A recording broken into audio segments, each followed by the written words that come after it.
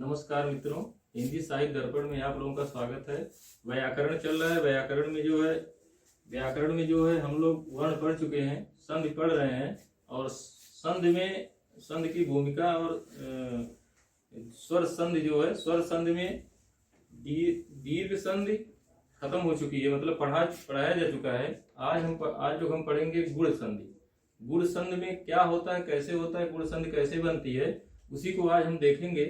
और जैसे वर्णमाला जब हम पढ़े हैं तो वर्णमाला को हम लोग अच्छी तरह पढ़े थे। तो गुण संधि में उसका बहुत रोल है। जो स्वर है, स्वर में जो है संयुक्त स्वर जो आते हैं 4, उसी में से 2 स्वर गुण में आते हैं। उसी 2 स्वरों का यहाँ वर्णन होगा। आइए हम देखते हैं कैसे गुण संधि बनती है। तो गुण संधि,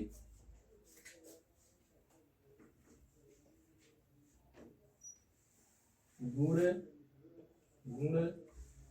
स्वर संधि, गुण स्वर संधि,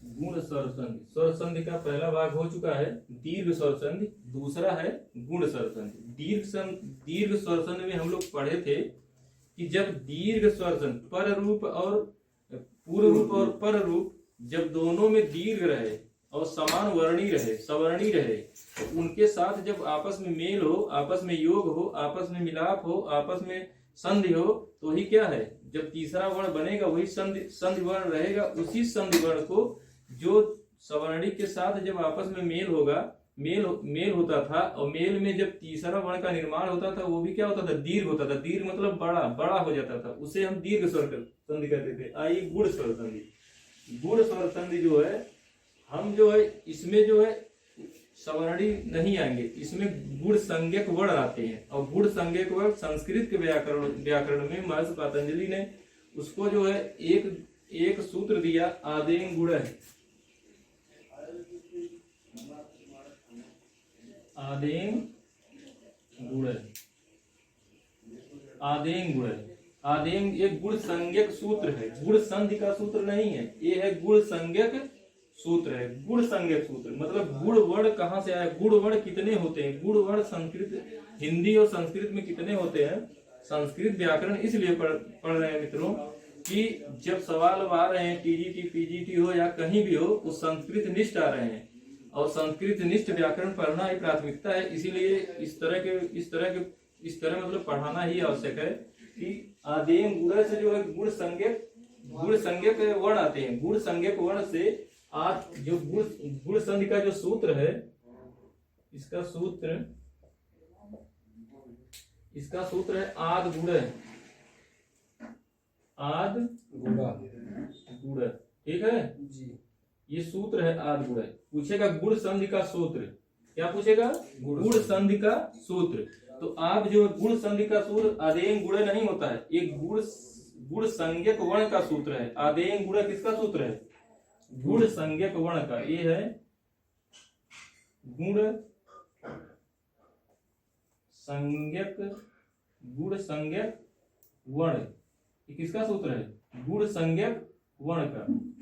और ये क्या है, आद गुण जो है गुण संधि का सूत्र है। ठीक, आद गुण किसका सूत्र है, गुण संधि का सूत्र जो है आद गुण है। और गुण संज्ञक वर्ण होते हैं जो संस्कृत में 3 है, जो संस्कृत में 3 जो गुण संज्ञक सूत्र हैं, वही हम लोग देखेंगे कि गुण संधियां जो कैसे होती हैं। ठीक, और इसमें जो है आदेन गुण जो है, आदेन गुण इसमें 3 वर्ण आएंगे, ह्रस्व आ, ए और ओ। ठीक है जी। यही 3 वर्ण क्या है, गुण संज्ञक वर्ण है। यही 3 वर्ण गुण संज्ञक वर्ण है। इसलिए ये इम्पोर्टेंट है, ये महत्वपूर्ण इसलिए है कि कभी पूछ सकता है कि संस्कृत में जैसे गुण संज्ञक वर्ण कितने होते थे। गुण संज्ञक वर्ण 3 होते हैं, अ ए ओ, अ ए ओ। ये गुण संज्ञक क्या है, ये वर्ण है, गुण संज्ञक वर्ण है। ठीक है ना, ये गुण संज्ञक वर्ण है। अब देखिए सूत्र पे आ जाते हैं। अब इसके बाद गुण संज्ञक वर्ण पता चल गया, अब हम आएंगे सूत्र पे। सूत्र का क्या नाम, आत गुण है, ठीक है ना। जी। आत मतलब होता है अ या आ, मतलब ह्रस्व या दीर्घ आ, यही आ है, बराबर क्या होगा, गुण हो जाए, ठीक है, जी। बराबर गुण हो जाए। आत प्लस यहाँ क्या आएगा, देखिए आत आएगा और प्लस आएगा अच। अच मतलब सवर्णी स्वर ना आए, ठीक, जहां सवर्णी स्वर आएगा वो तो दीर्घ हो जाएगा, हम पहले पढ़ चुके हैं कि अगर सवर्णी स्वर आता है तो दीर्घ हो जाता है, उसको छोड़कर मतलब सवर्णी वर्ण को छोड़कर, मतलब सवर्णी वर्ण छोड़ मतलब आ या आ के बाद आ या आ पर में नहीं आएगा, मतलब देखिए ये है, इधर अगर इधर आ और आ प्लस आ या आ, इधर आ है इधर आ है तो बराबर बड़ा आ होता था, हम लोग पढ़ चुके हैं, इसका जो दीर्घ संध में ये इसका उच्चारण होता था। तो आत गुण सूत्र जो है अच आएगा, अच मतलब यहाँ अच आएगा, अच मतलब होता है स्वर, क्या होगा, स्वर, जितने स्वर हैं सब किसमें आते हैं, अच में आते हैं, अच प्रत्याहार में सभी स्वर आते हैं। और इसमें देखिए यहाँ समझिए मित्रों कि इसमें देखिए जैसे आ है अच है तो अच में सवर्णी स्वर नहीं आएगा, अगर सवर्णी स्वर आ जाएगा तो अगर सवर्णी दीर्घ से मतलब दीर्घ संध हो जाएगी, ये इसके स्थान पर सवर्णी को छोड़कर, मतलब ऐसे वर्ण ऐसा स्वर जो आ या आ के बाद सवर्णी न रहे, सवर्णी को छोड़कर ई उ री और ली को भी पढ़ना है, इसी से टीजीटी 2021 में एक क्वेश्चन आया था इसी उदाहरण से, ली से, ठीक है।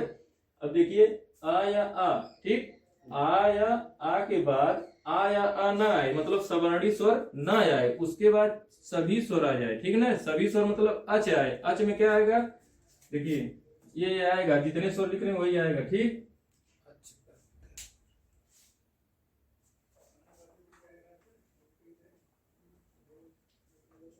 पहले यहां समझिए, देखिए स्वर संधि, स्वर गुण संधि, गुण स्वर संधि, गुण स्वर संधि उसे कहेंगे कि आ या ऐसे स्वर जो सवर्णी ना हो, आ या आ के बाद सवर्णी मतलब अपने वर्ण के ना हो, अपने वर्ण के अगर हो जाएंगे वो तो दीर्घ में चले जाएंगे, अगर अपने वर्ण के रहेंगे मतलब अपना सवर्णी रहेगा तो उसमें किस में जाएगा, दीर्घ में जाएगा। अगर अपना सवर्णी ना होकर और कोई आएगा वर्ण और कोई स्वर आएगा, स्वर आना चाहिए, वर्ण व्यंजन नहीं आना चाहिए, स्वर आएगा, जैसे देखिए इधर आए या आए जी, मतलब पूर्व वर्णी गुण संघ में देखिए गुण सर समझिए, यहां से एक उदाहरण फिक्स रहता है कि आ पूर्व वर्ण, इधर क्या है पूर्व है, पूर्व रूप, इधर क्या है पर रूप, ठीक है।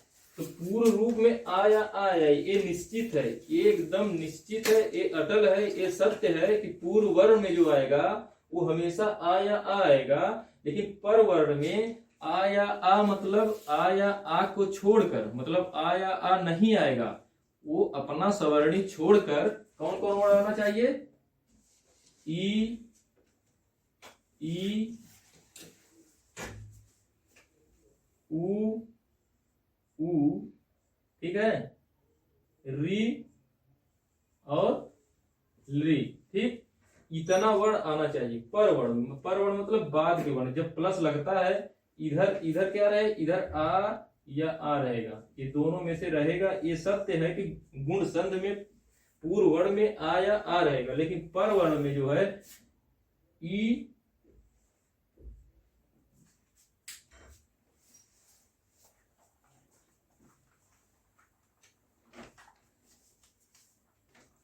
देखिए ये प्लस है, क्या है प्लस है, जब संध करेंगे जब अलग करेंगे जब संध विच्छेद करेंगे प्लस बीच में लगता है, तो प्लस बीच में लगता है तो पूर्व वर्ण मतलब इधर क्या रहेगा, इधर हमेशा जो है ह्रस्व आ या दीर्घ आ हमेशा रहेगा, गुण संध में ह्रस्व या दीर्घ आ हमेशा रहेगा, हमेशा ये निश्चित है कि ह्रस्व स्वर में पूर्व वर्ण में हमेशा क्या रहेगा, ह्रस्व या दीर्घ आ रहेगा। इसके बाद कौन सा आएगा, इसी को छोड़कर आ या आ को छोड़कर ये अगर आ जाएगा तो दीर्घ में चला जाएगा, इसको छोड़कर कौन रहेगा, ई, ई, उ और री और ली। ई, उ, री, ली। अगर प्लस के बाद ये वर्ण आते हैं और इधर ह्रस्व आ या दीर्घ आ रहता है तो देखिए बराबर क्या हो जाएगा, गुण संज्ञक वर्ण हो जाएंगे। क्या हो जाएंगे, गुण संज्ञक वर्ण आएंगे। ठीक, अब इसके लिए देखिए यहाँ गुण हो जाएगा, क्या हो जाएगा, गुण संधि होगी। जो वर्ण बनेगा गुण संधि, एक चार्ट बनाते हैं उससे और समझ में आ जाएगा अभी। ठीक जी।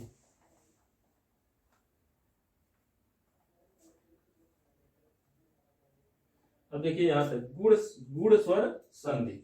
गुण जो है, गुण स्वर संधि एक सूत्र है, ये इत संज्ञक सूत्र है। ये कैसा सूत्र है, इत संज्ञक वर्णक सूत्र ही है, अदेन गुण है। ये कैसा सूत्र है, अदेन गुण है, जो इत संज्ञक वर्णक सूत्र, ना कि ये गुण संधि का सूत्र है। ठीक है, इत संज्ञक वर्ण, इससे जो इत संज्ञक वर्ण आया है। ठीक है ना, आ, ए और ओ।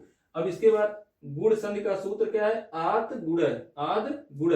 आद गुण मतलब आ या आ आएगा, आ या आ और प्लस क्या रहे, अच रहे, अच में आ या आ को छोड़ दिया जाता है। ठीक है ना, अगर सवर्णी आएगा तो क्या हो जाएगा, दीर्घ हो जाएगा, दीर्घ संधि हो जाएगी। इसलिए आ या आ को छोड़कर अच रहे, अच में क्या रहेगा, ई, उ और री और ली। जब री और ली आएगा आगे क्या, जब उसका संयोग होगा, उसका मेल होगा, आगे और बनेगा। अभी मैं बता रहा हूं क्या बनेगा। देखिए यहां तक समझ में आया ना, जी जी। अब देखिए आगे,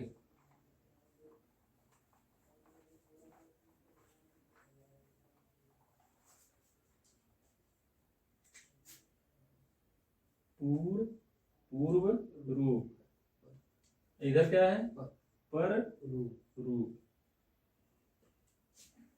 ठीक है, अब देखिए इधर क्या आएगा, आ आएगा। ठीक, आ के बाद अगर ई आती है, आ के बाद क्या आएगी, ई। ठीक ना, अब इधर देखिए एक चार्ट और बनेगा। ठीक, आ के बाद ई आएगी। ठीक, इधर एक चार्ट और बनाइए, संधि स्वर लिखिए,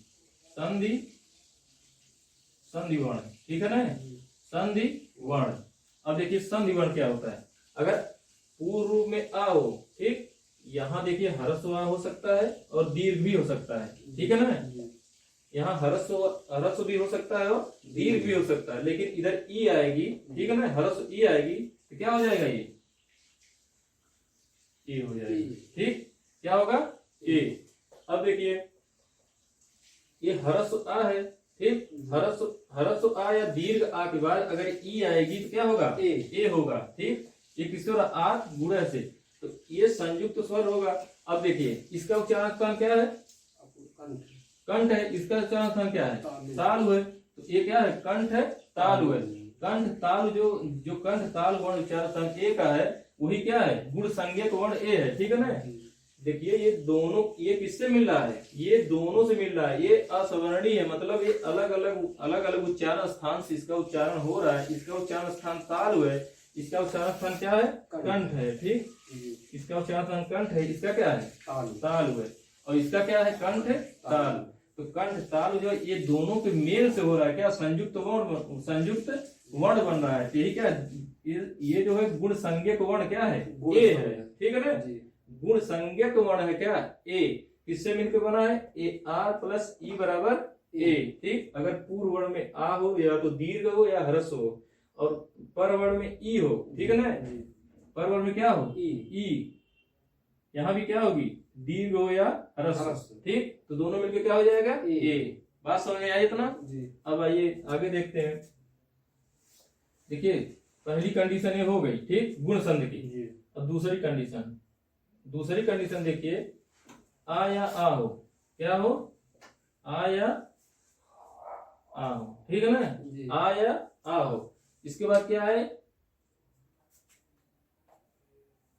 ऊ आएगा या ऊ आएगा। ठीक है ना, ऊ, आ या आ के बाद ऊ या ऊ आए, बाद मतलब बोल रहे हैं पर वर्ण। ये जो मैं पाई खींचा हूं इसको प्लस कर सकते हैं आप। ठीक, ये इधर निश्चित है कि इधर जो है आ या आ ही रहेगा। इसका नाम है आत गुणः। आत मतलब होता है आ या आ के प्लस के जो पहले है मतलब पूर्व है उसको उसमें निश्चित है गुण संध में आ या आ रहेगा, लेकिन प्लस के बाद जो है इसमें जो है इसको छोड़ के मतलब इसको पर वर्ण में जो है ये सवर्णी को छोड़कर, इस सवर्णी को छोड़कर कोई स्वर आ सकता है। कोई स्वर मतलब देखिए बता रहे हैं, जैसे आ या आ के बाद ई या ई आएगा तो ए हो जाएगा।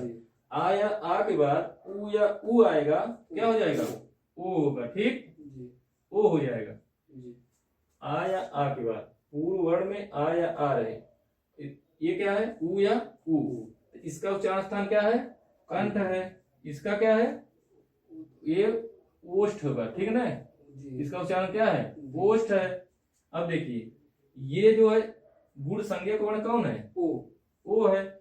इसका उच्चारण स्थान क्या है? कंठ है, ओष्ठ है। ठीक, कंठ ओष्ठ है। इसलिए इसको संयुक्त वर्ण में व्याकरण में रखा है। आ या आ के बाद उ या उ आएगा तो दोनों का संयुक्त रूप कौन होगा? ओ हो जाएगा। ठीक है, दोनों का संयुक्त रूप क्या होगा? ओ हो जाएगा। ठीक, लेकिन ये ध्यान रहे पूर्व वर्ण में हमेशा ह्रस्व आ या दीर्घ आ रहता है, पर वर्ण में हमेशा ह्रस्व उ या दीर्घ उ आएगा। जब दोनों का संयुक्त, दोनों का मेल, दोनों का योग होगा तो कहा जाएगा? ओ हो जाएगा। ठीक, इसका उच्चारण स्थान क्या है? कंठ ओष्ठ। कंठ ओष्ठ कैसे बना? देखिए आ या उ से। ठीक, वो बना है। ठीक है, अब देखिए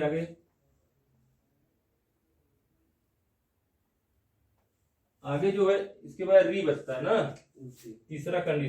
तीसरी कंडीशन है आ या आ के बाद। ठीक, आ या आ के बाद री आए।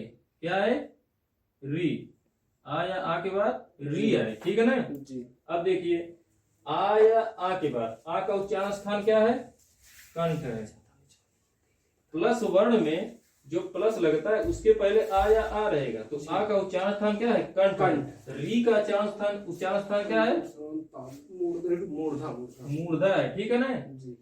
री का उच्चारण स्थान मूर्धा है। तो जब मूर्धा उच्चारण स्थान हो गया, अब देखिए गुण संज्ञक वर्ण अभी हम बताए थे, गुण संज्ञक वर्ण आ, ए और ओ है। ठीक है, ये गुण संज्ञक वर्ण है आ, ए और ओ। तो देखिए इसका उच्चारण स्थान क्या है? कंठ है। तो कंठ में से हम आ ले लेंगे, ये ले लेंगे। ठीक है ना? जैसे ह्रस्व आ का उच्चारण स्थान कंठ, अकुह विसर्जनीय नाम कंठ। ह्रस्व आ का जो उच्चारण स्थान है वो क्या है? कंठ है। तो ह्रस्व आ यहाँ आएगा या दीर्घ आ, दोनों का उच्चारण स्थान क्या है? कंठ है। पहले यहाँ लिख लीजिए। ठीक है, कंठ। ठीक, इसके बाद देखिए जब ह्रस्व आ का उच्चारण स्थान कंठ है, अब री, तो री जो है क्या है? री का उच्चारण स्थान मूर्धा है। ठीक, अब री की जगह जो है, ये जो री की जगह रेप हो जा रहा है। ठीक, रकार हम जब रा वर्ण पढ़ाए थे, जब वर्णमाला पढ़ाए थे उसमें रेप पढ़ाए थे कि रेप कैसे हो रहा है, तो री का रा हो जाएगा। ठीक है ना? तो इसका क्या हो जाएगा? इसके स्थान पे अर हो जाएगा। ठीक है ना? ये पता चला कहां से आया ये जो है, जो आद गुण जो है, अदेम गुण जो है, गुण संज्ञक वर्ण यहीं से आए हैं। तो इसका जो कंठ है, इसका उच्चारण कंठ यहां से आ गया ये। ठीक जी। अब रेप जो री का रा हो गया। ठीक है ना? तो अर हो गया। ठीक, तो हो जाएगा इसका उच्चारण क्या है? कंठ और मूर्धा। कंठ और मूर्धा। ठीक, अब आइए चौथा ही पूछा था टीजीटी 2021 में। तवल धन लिकार जो है पूछा था टीजीटी 2021 में। ठीक, टीजीटी 2021 में क्या पूछा था? तवल लिकार। ठीक, अब देखिए यहां क्या होगा? कंठ होगा। कंठ मतलब आया आए। ठीक है जी, आया आएगा। इसके बाद क्या है? लरी वर्ण। क्या है? लरी। ठीक, जब लरी आएगा, अब देखिए वही चीज यहाँ होगी जो री में हुआ है। ठीक है ना? जी। तो का जो है कंठ से हम आ को ले लिए। ठीक है ना? जो गुण संज्ञक वर्ण क्या लिए? आ। क्या लिए? आ। ठीक, अब देखिए लृकार है ना, लिकार ये मतलब दिख नहीं रहा ऊपर से। आ ह्रस्व आ। जो आ है, जी जी ये जो लरी आई है ना, जी तो जैसे लरी आई है तो देखिए कंठ है, तो जो गुण संज्ञक वर्ण आ है ना, तो आ को क्या लिखे हम, आ लिख दिए यहाँ, क्या जी लिखे, जी ह्रस्व आ। आ अब आ हो गया ये। जी अब ला का उच्चारण लरी में, लरी की जगह ला हो जाएगा, ठीक। जी जी लरी की जगह क्या हो जाएगा, ला ला। अब इसका उच्चारण स्थान क्या है, कंठ और लिट्टू लसन नाम ओष्ठ, नहीं ताल, दंत ताल। होगा, लिट्टू लसन नाम ताल। दंत होगा, ठीक है ना, लसन नाम दंता। ठीक। ठीक ठीक जी। इसका उच्चारण स्थान क्या है, दंत। दंत है, ठीक है ना। जी। अब बात समझ में आई। जी अब देखिए एक बार फिर इसको, जो पूर्व वर्ण है, क्या है, पूर्व वर्ण, जी। पूर्व वर्ण या पर वर्ण, पर मतलब प्लस के बाद पर और प्लस के पहले पूर्व। पूर्व। तो प्लस के पूर्व जो ये निश्चित है, ठीक, जी इसके पहले जो ये निश्चित है, ये निश्चित है कि यहाँ ह्रस्व व दीर्घ आ रहेगा और कंठ से उच्चारण स्थान होगा। जी अब प्लस के बाद देखिए पर वर्ण में ई उ री, इनमें से अगर कोई वर्ण आएगा तो ई के आ या ई के स्थान पर ए होगा, आ या आ उ के स्थान पर ओ हो जाएगा, और आ या उ के आपस संयोग, आपस में मेल के, आपस में जो संधि होगी, आपस में जो दोनों का जो संधि होगा, संधि वर्ण, जब संधि हो के वर्ण का निर्माण होगा, यही संधि वर्ण है। तो संधि वर्ण ए होगा, संधि वर्ण ओ होगा, संधि वर्ण अ होगा, संधि वर्ण अल होगा, ठीक, जी अर और अल होगा। अब ये कैसे है, इसका उच्चारण भी बता दिए, इसका उच्चारण क्या है, कंठ और ताल, तालु। ठीक, ये का उच्चारण क्या है, कंठ और ताल। ताल। यही जो है, यही अगर समझ में आ गया होगा, आप लोगों को समझ गए होंगे, तो यही जो है, इसी के आधार पे पूरी गुण संधि का जो उदाहरण पूरा हल हो जाएगा, ठीक है जी। देखिए फिर बताते हैं एक बार, गुण स्वर संधि। गुण स्वर संधि उसे कहेंगे जो गुण संज्ञक वर्ण से जिस संधि का निर्माण हो, वही क्या है, गुण स्वर संधि।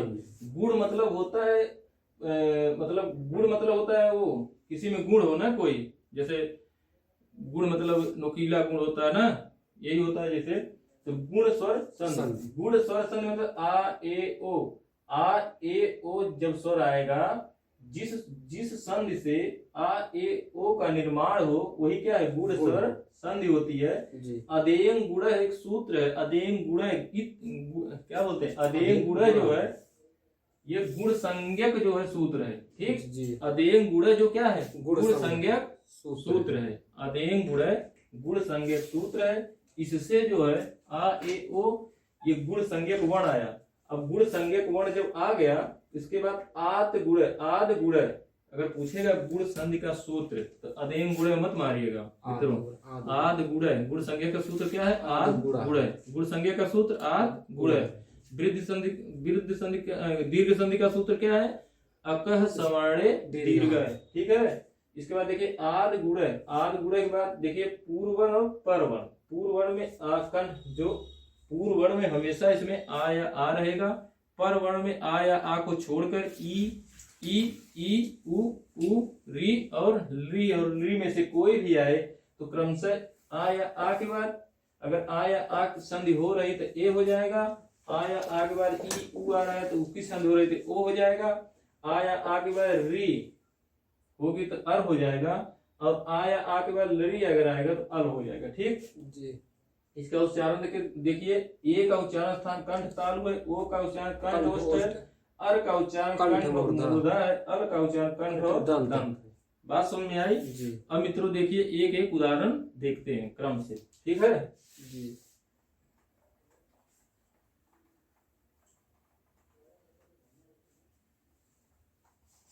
जो वर्णमाला कायदे से पढ़ा होगा संधि उसी को समझ में आएगी। वर्णमाला की ही संधि मतलब वर्णों का जोड़, वर्णों का मेल को क्या कहेंगे, संधि कहेंगे, संधि। आइए देखते हैं उदाहरण। पहले पहला रूप का देखते हैं, ठीक है जी जी। पहला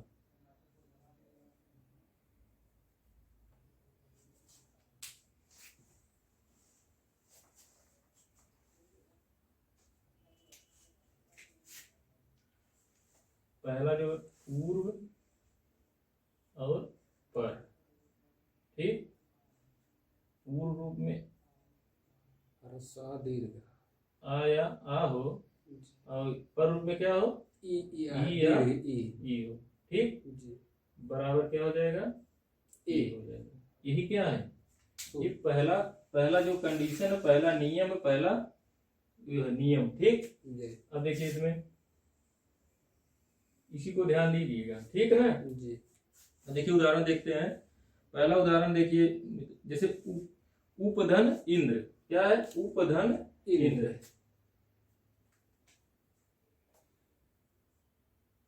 उपधन इंद्र इंद्र, ठीक है ना। जी उपधन इंद्र। इंद्र अब देखिए ये क्या वर्ण है, ये पूर्व वर्ण है।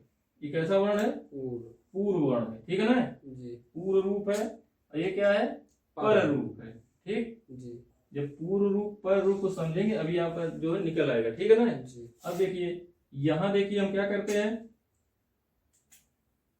कंडीशन को देखिएगा, ये जी जी ऊपर ऊपर रहेगा ह्रस्व प्लस आ रहेगा, ह्रस्व ठीक है, जी ठीक। जी जी प्लस आ रहेगा, जी ई और द्रा रहेगा।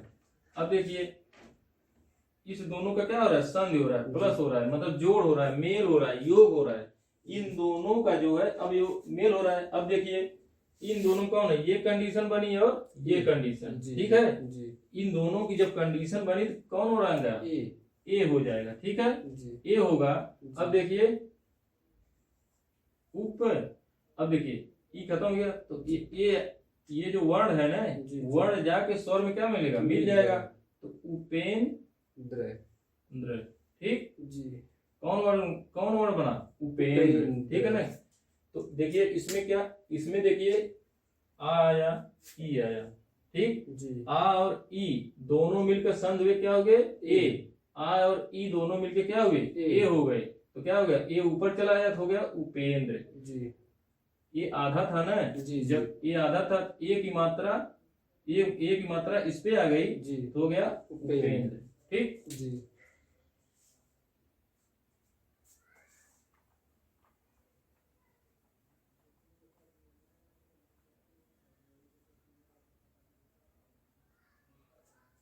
अब ये दूसरा उदाहरण देखते हैं। जी जी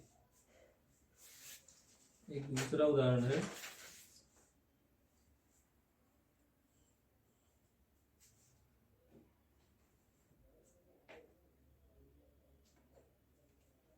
सूरधन ईस,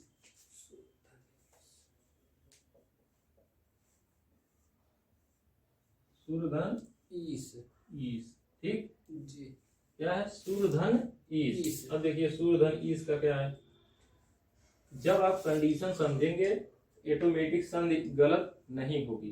कंडीशन मतलब उसके नियम, उसके जो नियम है, उसके जो ये सिस्टम है, उसको जब समझेंगे तो क्या होगा, संधि गलत नहीं होगी। इसमें क्या कर रहा है, आ या आ के बाद ई या ई हो, ठीक। जी तो आ या आ के बाद, आ के बाद मतलब देखिए सूर, ठीक, कामा लग गया। जी अब देखिए इसमें क्या है, ह्रस्व आ बाहर आएगा, जी ह्रस्व आ बाहर आएगा, इधर दीर्घ है, जी ये स है। हम देखिए पहले बताए थे जब संधि की शुरुआत हुई थी तभी बताए थे कि इसी दोनों वर्ण में संधि होगी, इसमें से जो निकलेगा इसमें और इसमें, जी इसी दोनों, इससे कोई मतलब नहीं, इस सब से कोई मतलब नहीं। अब देखिए दोनों का जब मेल होगा इस यहाँ, जी। तो आ धन ई। अब देखिए यहाँ आ धन ई, ये कंडीशन नहीं कि ये ह्रस्व या दीर्घ कोई भी हो सकता है इधर। जी तो आ धन ई, तो आ धन ई बराबर ए हो जाएगा। ए। अब देखिए ए जो है गुण संज्ञक क्या है, वर्ण है। जी अब ए हो गया। अब देखिए फिर जो नया शब्द जो बनेगा, जब संधि होगी, नए शब्द का जब निर्माण होगा, तो देखिए नया जो स्वर है वो वर्ण में जाके, वर्ण जो है स्वर में जाके मिल जाएगा। अब देखिए सुरेश, ठीक, जी सुरेश, ठीक। जी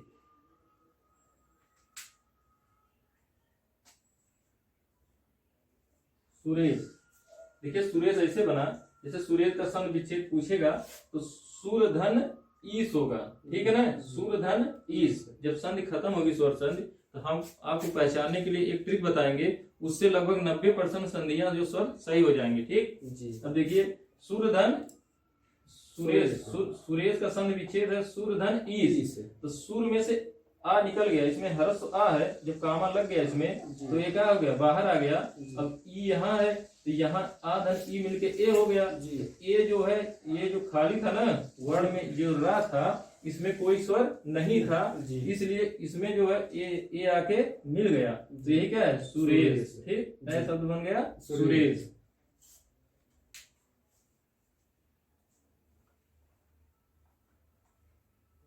अब आइए आगे देखते हैं। जी। अगला उदाहरण इसका है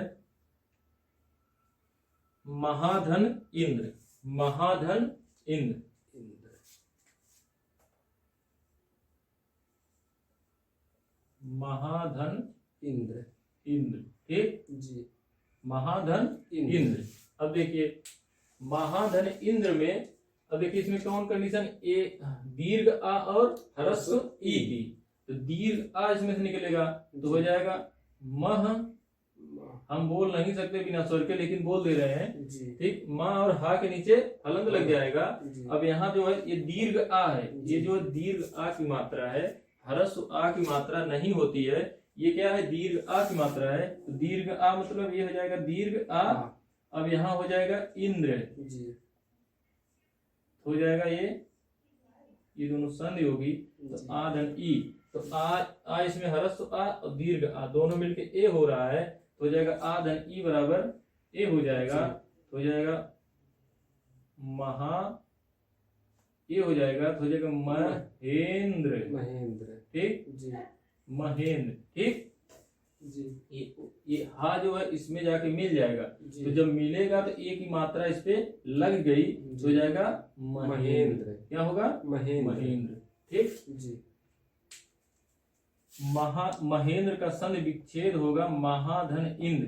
तो महाधन इंद्र जब आ रहा है मित्रों, महाधन इंद्र, तो महा में हा में हलंत लग गया, हा में हलंत लग गया तो आ ये बाहर आ गया, आ जब बाहर आ गया तो इंद्र हो गया, ए हो गया। तो ए हो गया तो ये जब ये दोनों मिला तो दोनों का जब दोनों मिला, जब तीसरे का निर्माण हुआ तो दोनों का अस्तित्व खत्म हो गया। तो ये दोनों वर्ण खत्म हो गए। ठीक, ये दोनों वर्ण खत्म होकर तब तीसरे वर्ण का निर्माण कर रहे हैं। जब तीसरा वर्ण मिलेगा तो इसका कोई महत्व नहीं, ये वर्ण खत्म हो जाता है। तीसरा वर्ण जब मिलेगा तो हा जो है इसी से आके मिल जाएगा। ठीक है ना, हा किससे मिलेगा, इससे। जब ये दोनों वर्ण मिलेगा, दोनों चीज जब मेल होगा दोनों का, तो ये दोनों का अस्तित्व खत्म हो जाएगा। दोनों का क्या, दोनों से तीसरा वर्ण उत्पन्न हो रहा है, ये दोनों मतलब इन लोगों का अस्तित्व खत्म हो गया।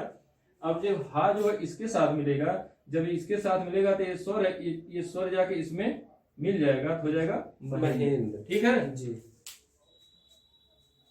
अब देखिए अगला उदाहरण। अगला उदाहरण देखिए रमाधन ईस। रमाधन ईस। ईस, रमाधन ईस। तो रमाधन ईस में देखिए, जी।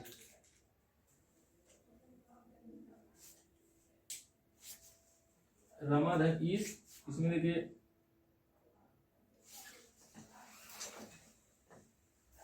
हो जाएगा